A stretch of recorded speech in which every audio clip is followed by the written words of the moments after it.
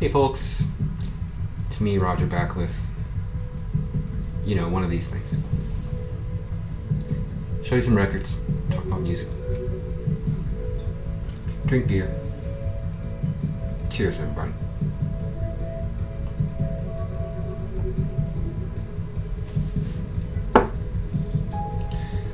I'm enjoying a Sierra Nevada Nooner, German-style Pilsner. Light and refreshing on a hot day like today. Hope you're all doing well. Despite the insanity. Alright, this is take 2 of this video. In the background, I want to thank James Buttery. And I think I remember Anthony Camploni showing this record also, but Duga 3 by Gianmarco Liguri with Murray McNabb and Kim Peterson. It's a beautiful cover, very striking. Hand silk screened on recycled paper. They're all different colors. Mine is green. So yeah, anyway, James posted a picture of it on Facebook and said something like, Helden meets Miles Davis in New Zealand. Sounded intriguing. And so I went and checked it out on Bandcamp, and it's awesome. And I just decided to go ahead and bite the bullet and pay international shipping to have this sent from all the way over New Zealand to here in the middle of the US. And I was shocked how quickly it got here, like a week. And not only that, I get this wonderful record, and I've been enjoying the lossless download, which you can hear for yourself. He sent me this 7-inch, totally unexpected. This is from 2007. Some of the same people with Kim Peterson on drums and Murray McNabb on Fender Rhodes and synthesizer. Really nice. And he also sent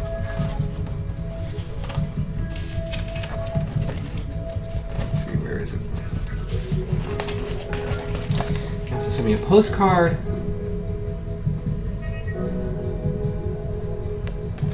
with a nice note. And now all that was extremely unexpected and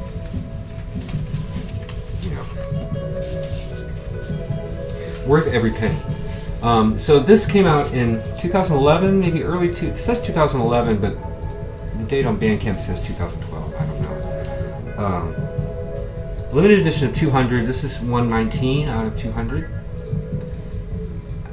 I'm kind of amazed this is still available, and hopefully he won't mind me playing this in the background, because seriously, folks, this is one of the best records I've heard in a long time, and I really think that the VC should sell this out for him. It's worth every penny, no matter where you live on the globe. I'm going to put a link below. Seriously, VC, you will not be disappointed. If you like what it sounds like in the background, it'll sound even better on your turntable. Sarang Bang Records. Excellent. Thank you, James. Thank you, Anthony. How else would I know about this? Cheers.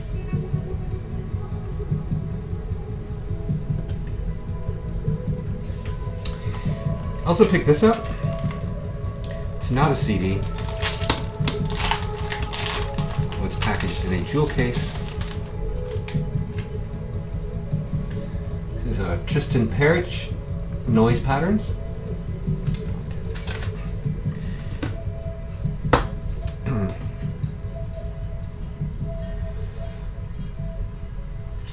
So it's this handmade device that plays this 1-bit music, noise patterns.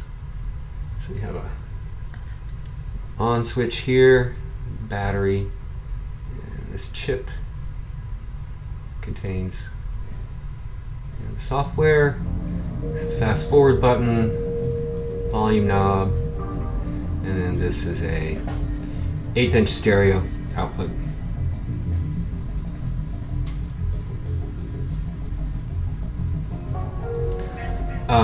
Yeah, Tristan Perich, he's more of a fine artist who works with sound than like a composer or a musician per se.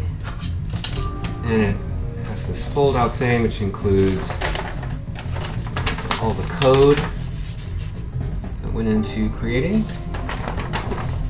the music.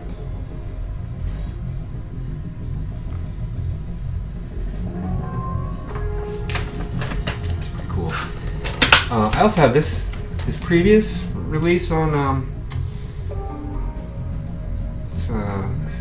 this is on Cantaloupe Music. This is on Physical Editions.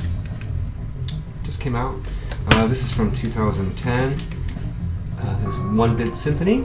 Similar idea where he has this chip. It's all mounted to this jewel case.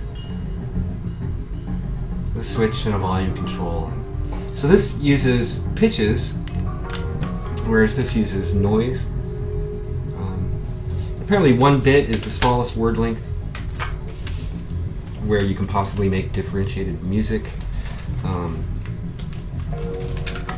So that's kind of his thing. Really cool object and interesting music. Interesting to listen. I just got this, and this is, I really don't even know what to say about this. This is tough going. Anthony Braxton, 3 compositions, EEMHM, which stands for Echo Echo Mirror House Music, 2011. Actually, it was recorded recently. Oh no, it was recorded in 2011. Anyway, this is a Blu-ray on Firehouse 12. It's also available on 3 CDs. So 3 hours of this crazy stuff. But the band that's familiar with Braxton's music has played with him for a long time. Taylor Hobynum on cornet, flugelhorn, etc. Mary Halverson on guitar. Jessica Pavone on viola and violin. Jay Rosen on tuba. Aaron Siegel on percussion. And Carl Testa on bass. The thing about the Echo Echo Mirror House music is that they all have iPods, which are loaded with every piece of recorded music that Braxton's ever done. And so it can get a little chaotic, and I don't have a surround sound system. Maybe someday I will, but I do like high resolution digital, and there's some nice notes by Braxton with pictures of the scores, which I really have no clue how you make heads or tails of these scores. So I've listened to 2 of the 3 pieces. Intense. What can I say? Speaking of Mary Halverson and Firehouse 12, I showed this CD in my last video and I decided, you know, I really should get the vinyl. Her solo album Melt Frame. Solo guitar, where she does all covers. Interesting covers and interesting versions. She is so amazing. Well, I raved about her in my last video, but this vinyl is really nicely done. Nice gatefold, kind of smoky, translucent vinyl. It sounds terrific. It's like she's in the room with you. Highly, highly recommended. She is a vinyl nut herself, and so her previous records are available from Firehouse 12 on vinyl. This is Illusionary C, Mary Halverson Septet, came out in 2013. Beautiful double album, and then the one before that, Bending Bridges from 2012. Third quintet, another beautiful double album. I'm just saying, get them before they're gone. Or not. Yeah, so excuse me.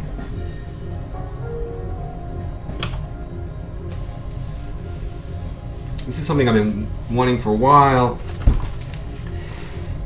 I had a little money in my PayPal account and I decided, well, okay, it's time. This is Sun with Boris. The name of the album is Altar. It's Southern Lord from, I think, 2007 or something like that. Triple LP in this massive bound book thing. My copy's on green vinyl. Yeah, this is terrific. This is everything you would want from Sun and Boris getting together, and more, really, because there's a lot of guests, a lot of interesting combinations. You know, it's not just the two guys from Sun and Boris droning away in a room. There's a lot more going on here than just that. I mean, there's plenty of that, but this is fabulous. Just really super happy to have that. Found this at Grimey's. It's a reissue of a pretty rare Brazilian record, Azimuth's self-titled first album from 1975. Reissue on Far Out Records. Far Out, man. Originally came out in 1975. This came out in 2015. Repackaged. This is fantastic. This band backed up Marcos Valle on at least one of those classic records that Light in the Attic reissued. So kind of funky fusion with lots of, you know, Fender Rhodes and Moogs and, you know, analog keyboards, and but with a, you know, Tropicalia kind of feel to it at times. I mean, it's wonderful music. Just takes you right back to 1975, and it's a nicely done reissue. All right, that's it for new records. Now, if you've been watching my videos lately, I've been finding a lot of newish vinyl in the used bins lately, and that was sort of the case the last couple weeks. You know, I'll be honest with you folks, I've been really kind of hoping this vinyl mania would die down a little bit, and I think finding all of this newish vinyl in the used bins is maybe a sign that the mania is slowing down a little bit. Anyway, so people are selling mint, incredible records like this. Nina Cherry and the Cherry Thing from 2012 on Small Town Supersound. This is a big VC fave, and I think it's been out of print on vinyl for a while. Anyway, what a great record.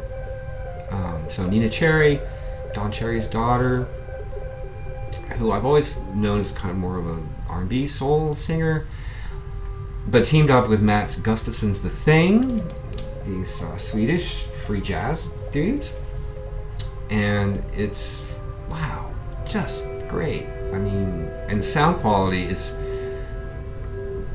as these things go, really, really good, really powerful, punchy, just great. So, you know, kind of jazz, kind of free jazz, kind of avant, kind of funky, kind of R&B and soul, but, you know, it's the whole package. No wonder this is such a fave in the VC. It's just that good. That was a nice find. And then at another store, a couple days later, I find another Nina Cherry record. This one from 2014, Blank Project. It was cheap, partly because it doesn't have the CD. But I don't care. And this is much more in a sort of straight R&B soul kind of bag. I need to listen to it again. How could I resist, though, you know, seeing these Nina Cherry records for cheap? Some metal. This is Atriarch's first record, Forever the End, from 2011 on the Seventh Rule recordings. Portland band. This is great. This is just as heavy and doomy as you would think from this cover. Reminded me at times a little bit of Agalloch, another Portland band. Yeah, what can I say? It was cheap. I also found this, their second album, Ritual of Passing, from 2013, also on Seventh Rule. Honestly, this one didn't do as much for me. Maybe I wasn't in the right mood for it. it seemed like they were trying to be more melodic and more clean singing, and it didn't quite measure up to their ambition. But maybe that was just how I heard it at that particular time. And this, Deaf Heaven's Demos EP, the remaster from 2012. I missed out on this somehow. They've kind of turned, well, maybe they always were and I just didn't hear it. I really think this and Roads to Judah and Sunbather are really powerful screamo black pop metal. I don't know. Their new one seems half-baked to me. I don't know, like they're, here they're hungry, and up through Sunbather they're a hungry band, and I think all the attention's kind of, I don't know, what do I know? So yeah, that's a lot of, and there was tons that I left behind. I mean, tons, Grammys, and Great Escape also. There's lots and lots of newish vinyl hitting the used bins. One man gathers when another man spills. All right, here's an antique.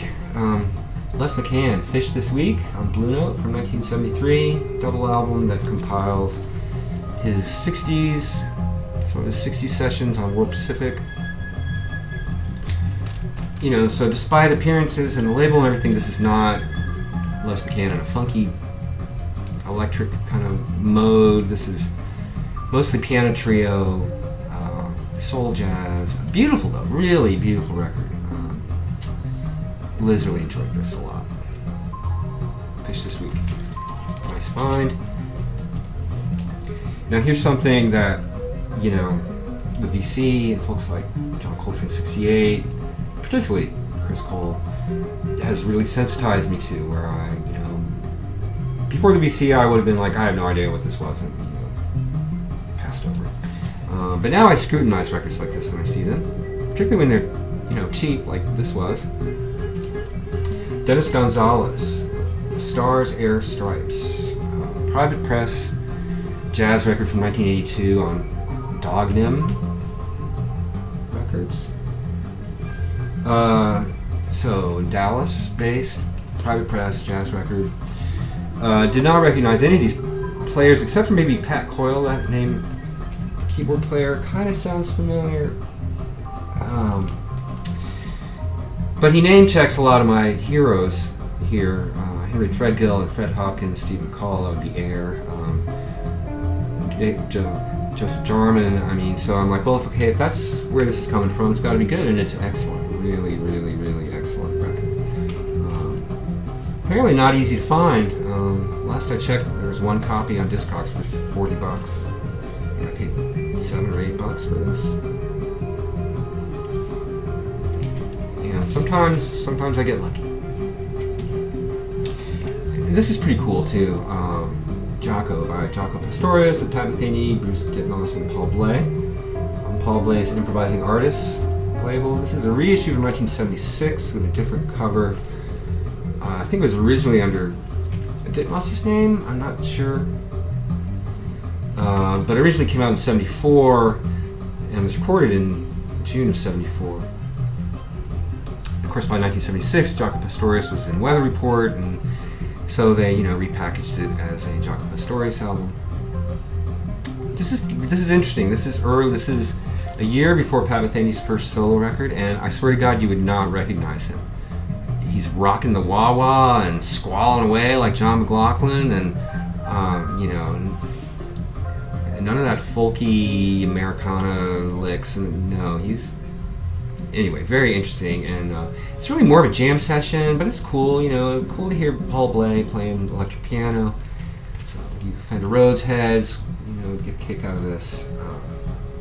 This is nice record.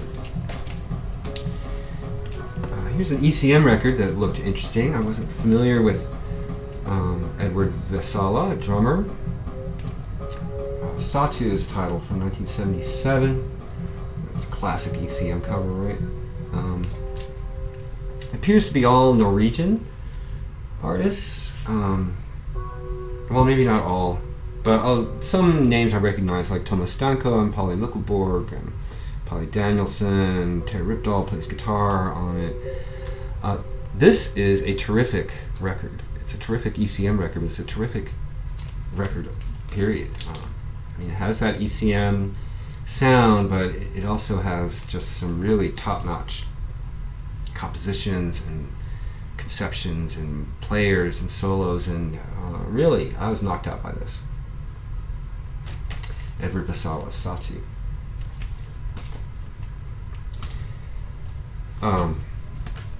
Here's Steve Reich's Tehillim from 1982 on ECM. I have a couple of other Steve Reich records on ECM, and I found this cheap because it was misfiled. I love when that happens. Steve Reich, probably my favorite of the American minimalist composers. But this is kind of unusual for his typical sound. I mean, there's not the sort of repeated little figures that repeat over and over again. And although there's a motoric pulse going on, the musical material's handled in a more expansive, through composed way. There's singing. Tehillim is Hebrew for psalms in the Bible, and so there's a devotional quality to this that's kind of unusual for Steve Reich. But this is terrific, beautiful, really nice font. All right, a couple of big upgrades that I want to share. Howard Roberts' Antelope Freeway.